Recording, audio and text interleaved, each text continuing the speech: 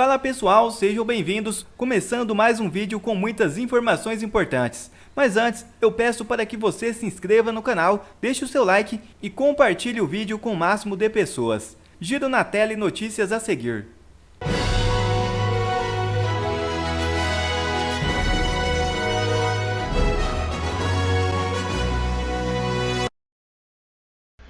Jornalista americano acusa Moraes de violações de direitos humanos e põe pressão sobre Pacheco.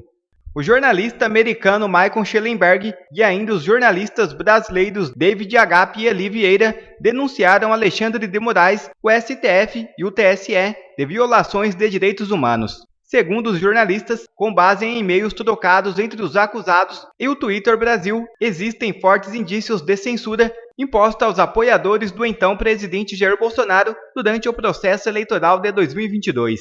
A declaração de Westminster sobre liberdade de expressão, feita por jornalistas de todo o mundo, já afirmava que o STF do Brasil é a única Suprema Corte do mundo acusada de integrar o complexo industrial da censura.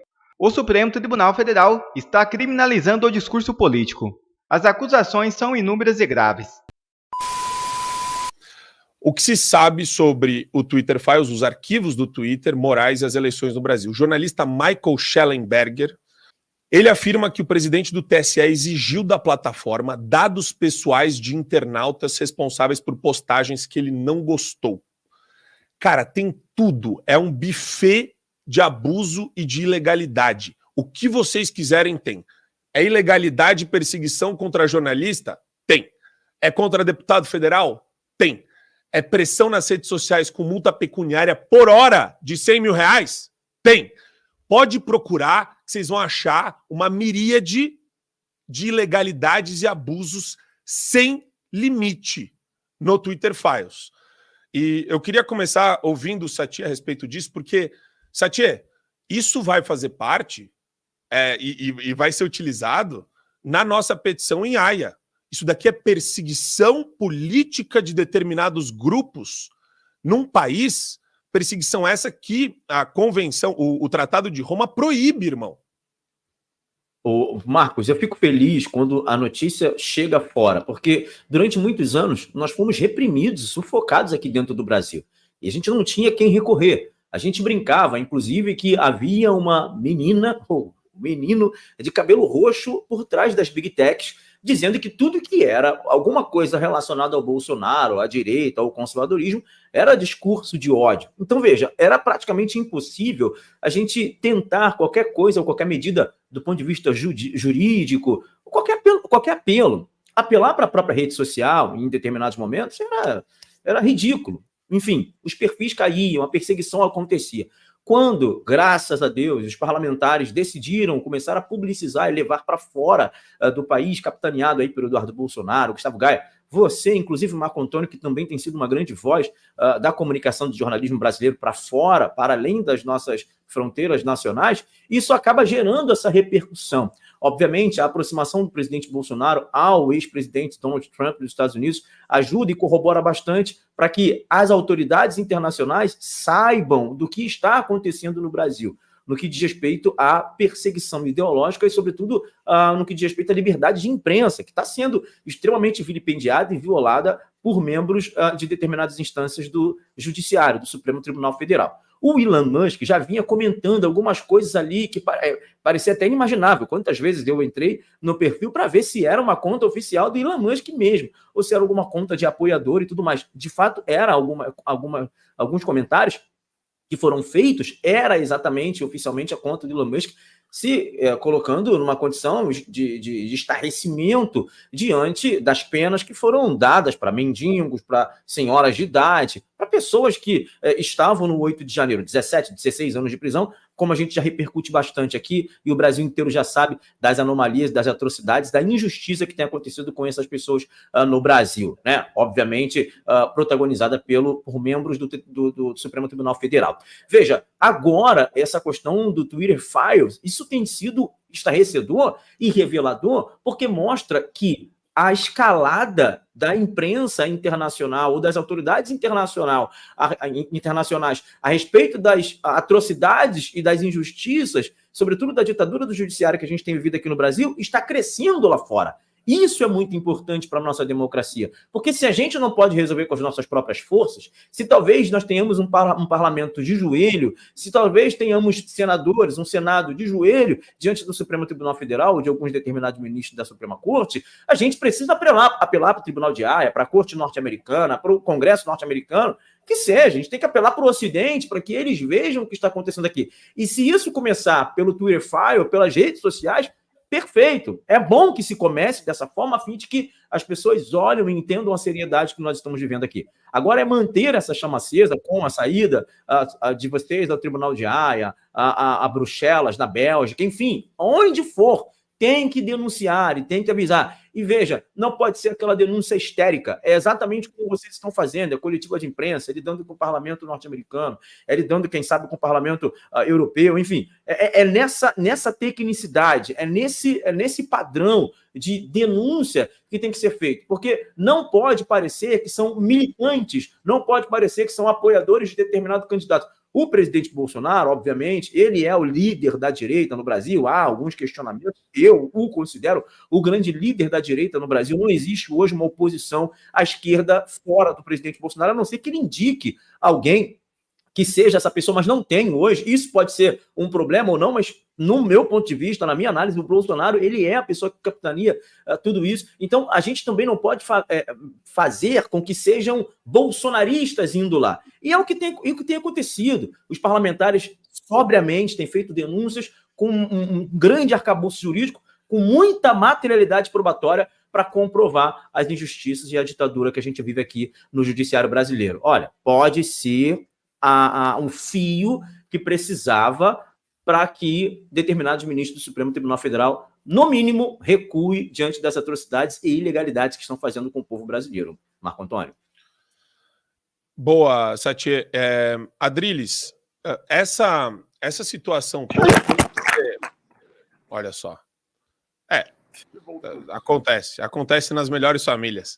Se vocês vissem onde o Adriles equilibra o celular, vocês não iam acreditar. Era uma pilha de livros, toda desorganizada. Eu fui me desmutar. É bem poeta mesmo. Ó, a gente tem, Adriles, nesse fio do Twitter Files, dos arquivos do Twitter, né, traduzindo para o pessoal que às vezes não entende direito, a gente tem aqui, olha só, tem vários casos, tem vários. Eu vou passar só por cima de alguns. E é legal pegar, a Ana Paula Henkel já jogou traduzido e você consegue achar na matéria também da Revista Oeste. Mas olha isso, Google, Facebook, Uber, WhatsApp e Instagram fornecem dados cadastrais e números de telefone sem ordem judicial. E você tem o Ministério Público também do Estado de São Paulo pressionando as plataformas, tudo sem lastro na lei. Quando a gente fala que o abuso de poder ele é ensinado pelo Alexandre de Moraes e ele de uma certa forma, não, ele é replicado sistematicamente por várias entidades e instituições, você está vendo a prova viva disso aqui, Adriles. Ministério Público do Estado de São Paulo pedindo investigação criminal aberta contra funcionário do Twitter. TSE fazendo a mesma coisa. Os caras do Twitter falando, infelizmente estamos vivendo tempos estranhos no Brasil.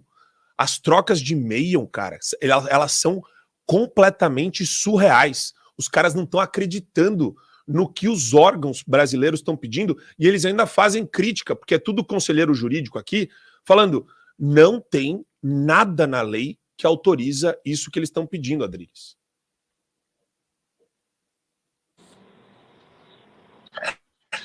Bom, isso tudo começou quando se percebeu que as redes sociais mudou a geopolítica do mundo, né? Eu já falei aqui, se não fossem as redes sociais, provavelmente nem Trump seria eleito, nem o Viktor Orbán, na Hungria, teria sido eleito, aquele que quase que acolheu o Bolsonaro, e nem o Bolsonaro teria sido eleito. Porque essa gente da direita, de uma direita conservadora, cristã, liberal, que seja, ela não tinha voz.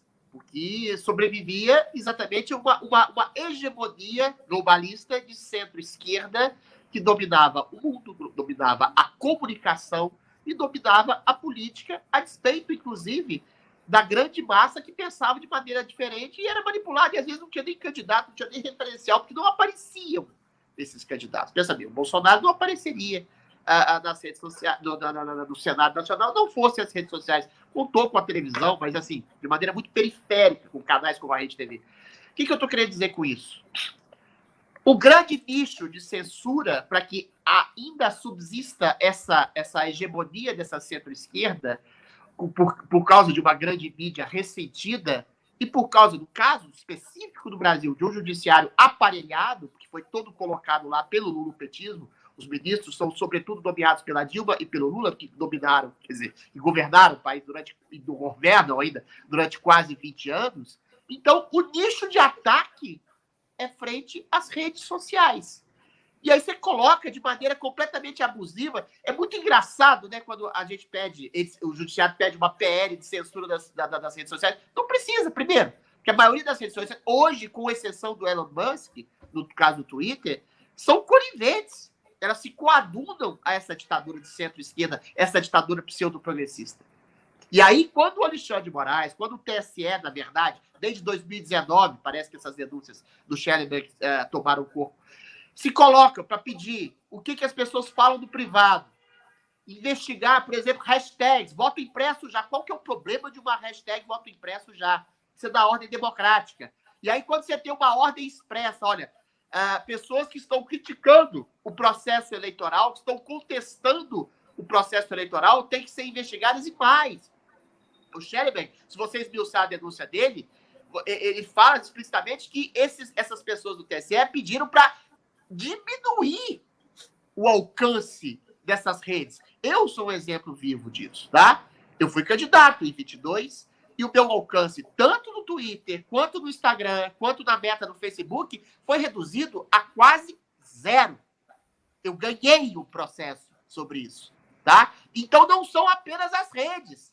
É uma ingerência, é uma interferência direta do judiciário dentro, por exemplo, do pleito eleitoral. E isso, Marco Antônio, eu não estou vendo as pessoas falarem, mas isso é muito mais grave do que se imagina. Se houve uma interferência do judiciário, da justiça eleitoral, do processo eleitoral, das redes sociais, e a gente sabe qual o lado da justiça eleitoral. O que aconteceu naquela época? Postagens da direita eram censuradas. Alcance da direita era limitado. Eu sou exemplo vivo disso. Entendeu? Então, se você tem uma ingerência da justiça eleitoral, do processo eleitoral, induzindo as redes sociais, cooptando as redes sociais, manipulando as redes sociais, obrigando as redes sociais a diminuírem o alcance, a invadirem a privacidade, a censurarem, qual seria o resultado prático disso? Se eu disser aqui, eu vou prestar mais 10 depoimentos na Polícia Federal. Fica na ordem da consciência de quem está me ouvindo. E em entrevista à Rádio Auriverde, Silas Malafaia fala que o supremo poder é o povo. Bem, deixa eu dizer aqui algumas coisas para vocês. Em primeiro lugar, vocês analisem uma das maiores provas que nós estamos com grande perigo no Estado democrático de direito é porque querem transformar a opinião em crime. No mesmo dia, vários jornalistas disseram que a Polícia Federal ia investigar a fala de Malafaia. Olha onde nós chegamos. A Polícia Federal virou Gestapo, KGB, o que é isso? A honrada Polícia Federal, que presta um serviço espetacular ao país, sendo instrumentalizada para fins políticos ideológicos. Então, o que eu falei lá? Nada demais, eu simplesmente fiz uma narrativa cronológica de fatos. E contra fatos não existe argumento. Então, eu acredito que ali, como você acabou de falar, não absoluto, que eu não tenho essa vaidade, nós ajudamos a despertar, sabe, o povo brasileiro para uma consciência política de que o supremo poder de uma nação é o povo.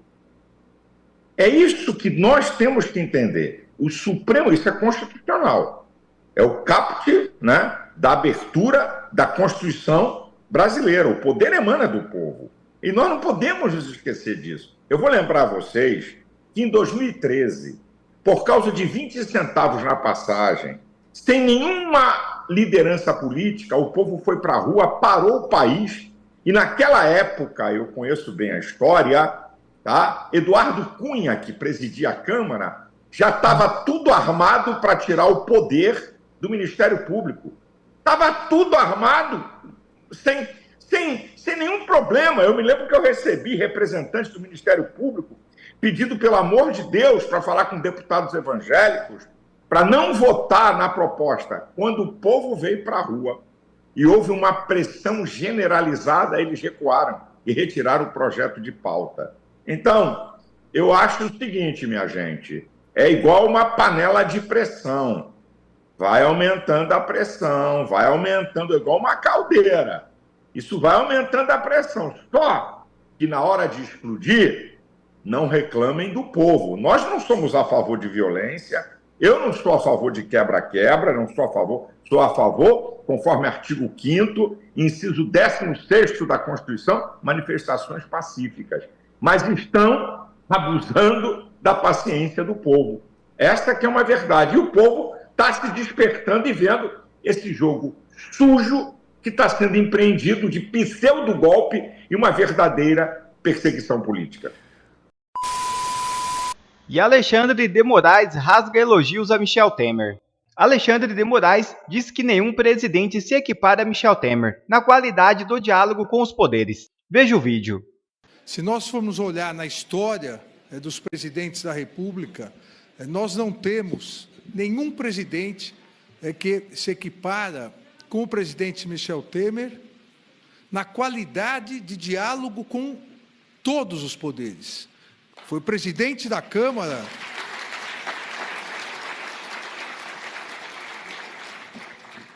Mas, além disso, de ser presidente da Câmara, tem uma carreira jurídica extremamente sólida, com o que faz. Ele era o grande interlocutor também com o Poder Judiciário, com o Supremo Tribunal Federal, com o Superior Tribunal de Justiça, com o Ministério Público. Todas as injustiças dolosas que foram feitas contra o governo do presidente Michel Temer não apagaram o sucesso do seu governo. As reformas aprovadas, que até hoje fazem diferença, as privatizações aprovadas, a modernização na administração, a seriedade no trato da coisa pública. Por isso é que eu digo e repito, um grande orgulho de ter participado do governo do presidente Michel Temer. E Moraes também é vaiado e cerimônia paralisada para pedir respeito ao ministro. Veja.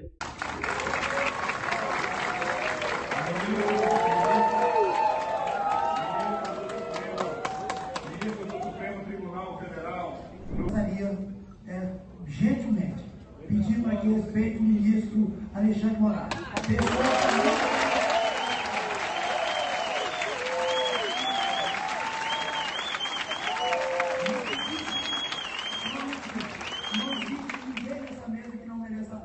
Eu quero deixar bem claro nosso carinho e respeito por Vossa Excelência, ministro, por tudo que o senhor tem feito pelo povo brasileiro.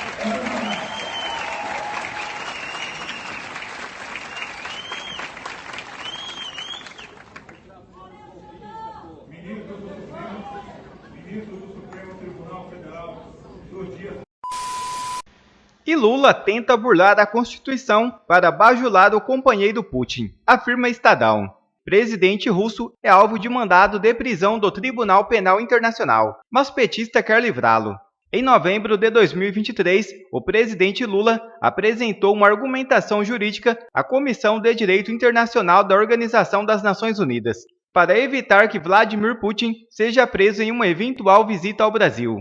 Em seu editorial desta quinta-feira 4, o Estado de São Paulo criticou a postura do atual governo brasileiro.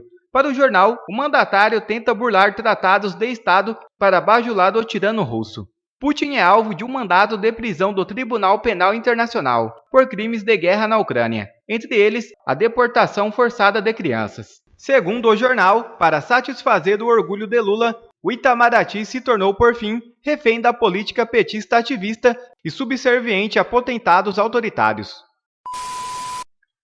Quer ver mais conteúdos como esse? Então inscreva-se agora mesmo no canal e ative o sininho das notificações.